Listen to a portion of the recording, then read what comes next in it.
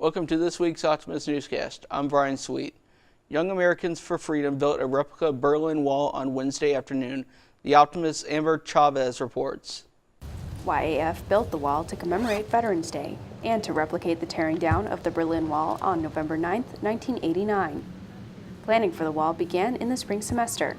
Davis Dilling, president of the organization, said they decided to build the wall because the group felt like nothing had previously been done to honor their rights as U.S. citizens. We felt that doing it now would be the best opportunity to help celebrate our values and freedoms.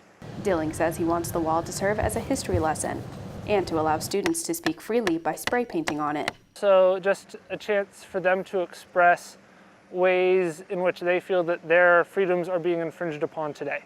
ACU College Democrats President Jenna Salzman believes the wall should be more conversation starting rather than attention grabbing. I think conversation should be a really big component of political groups on campus, and that should be the goal of all of us. And whenever we do something that's very attention grabbing and kind of controversial, we run the risk of making it less about a conversation and more about who's the most upset. Young Americans for Freedom will tear the wall down Friday afternoon. For The Optimist, I'm Amber Chavez.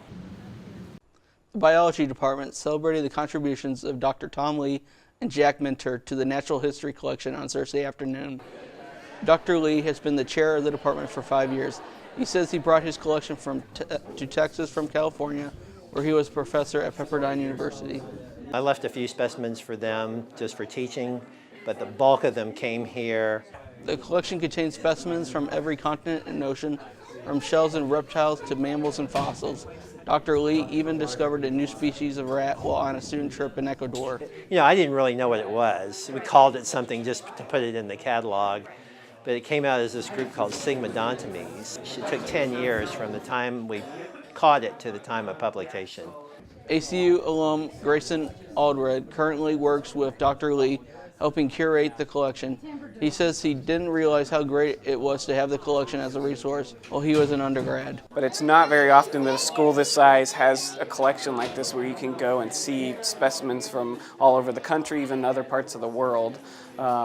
Usually, you might have to go to Washington, D.C. to the American Museum of Natural History to see something like that. So it's neat to have access right here. Dr. Lee can say, oh, hey, let me pull that out and show you what that looks like.